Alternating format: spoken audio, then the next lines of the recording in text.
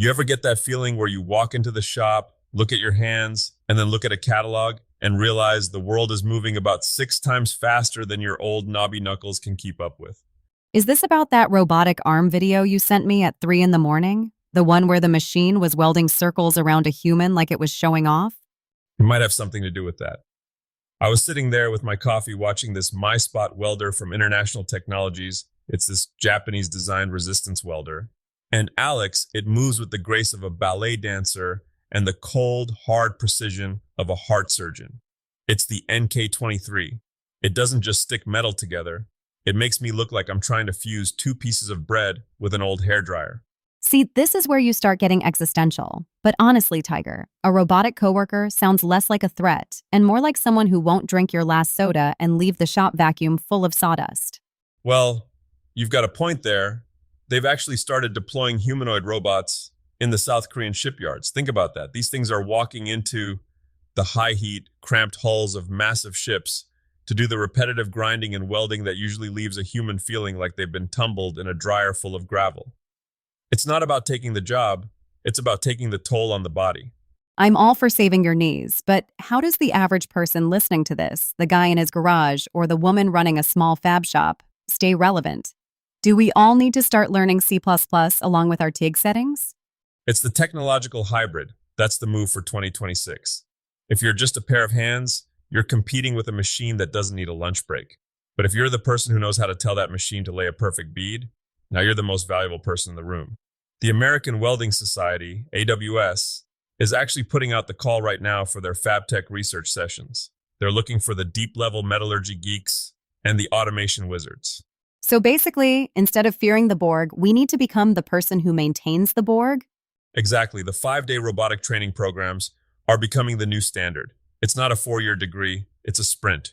You learn the programming language, you learn the maintenance, and suddenly your paycheck has an extra comma in it because you can bridge that gap between the digital blueprint and the physical spark. I guess I'll put away my humans only protest sign. But let's talk about the business side of this, because most of our listeners aren't working in South Korean shipyards.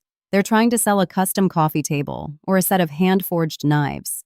How does a maker mogul survive this year? This is where I see people trip over the finish line. You build something beautiful, you take one grainy photo of it sitting on your cluttered workbench, and you post it with a caption like DM for price. That is the fastest way to stay broke. Ouch. Tell them how you really feel, Tiger. Look, I've been there. I used to think the work should speak for itself. But the people killing it right now, the Russell Brunsons of the world, they understand the sales funnel.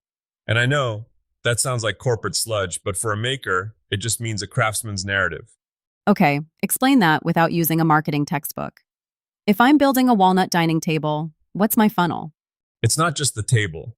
It's the video of you picking the slab and talking about why that specific grain pattern spoke to you.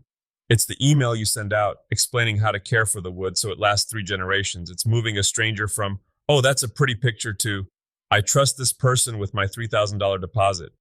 In 2023, it was about reach. In 2026, it's about trust. If they don't feel like they know the grit under your fingernails, they're just going to go to IKEA. I'll remember that next time I see you struggling to film a reel with one hand while holding a chisel in the other. Speaking of Walnut, can we talk shop projects? I saw the notes about the magic tool holder. Oh man, I got a little obsessed with this one. It's a project from the Maker channel, and it's one of those weekend wins that makes you feel like a wizard. It's a magnetic walnut tool holder. Wait, haven't we seen a million magnetic strips? They're usually just those ugly metal bars from the hardware store. No, this is the stealth version. You take a beautiful piece of walnut and you drill out the back to within a hair's breadth of the front surface. You drop in these high-strength neodymium magnets, then you skin the back with a thin veneer. When you mount it, it just looks like a floating slab of wood. You toss a kitchen knife or a brass-backed saw at it, and it just grabs it out of the air. Okay, that actually sounds slick. But you mentioned a humidor earlier too. That sounds significantly less weekend win and more month-long headache. You caught me. Building a custom cabinet humidor is the ultimate test of your patience. If your joinery is off by the thickness of a piece of paper, the humidity leaks out, and those fancy cigars turn into expensive piles of dry leaves. It's all about the Spanish cedar lining and the perfection of the seal. It's the kind of project that forces you to slow down. It sounds like you're leaning into that Japanese shop philosophy we were talking about. Less clutter, more focus. I'm trying, Alex. I really am. I've been looking at these easy woodshop upgrades that follow Japanese design principles. It's about high efficiency workflow in small spaces. Instead of having a giant rolling cabinet that holds everything I've ever owned since 1994, it's about having the three tools I actually need for this specific task within arm's reach. It's about clearing the mental static. I'll believe it when I can see the floor of your shop again. Hey, that sawdust is industrial floor insulation. Nice try. So, what's the big takeaway for the TigerDen fam today? We covered robots, shipyards, sales funnels, and magic magnets. Is there a thread here? I think the thread is this: the world is getting more automated and more digital, but that actually makes the handmade and the well-made more valuable. Whether you're a machinist using a new horn slot broaching system to cut grooves in a custom engine part, or a hobbyist making a walnut tool holder, the goal is the same. Don't be stagnant. Learn the new tech so it can do the boring stuff, which clears your plate to do the beautiful stuff. I like that. Let the robots do the grinding so we can do the dreaming. Exactly. And maybe, just maybe, the robots can help me find my favorite 10mm socket that's been missing since the Ford administration. Don't hold your breath. Even AI isn't that advanced yet. Fair point. All right. If you're listening to this in the shop, go turn off the light, sweep the floor, and think about that one project you've been putting off because it seemed too hard. Friday's coming. Get your materials ready.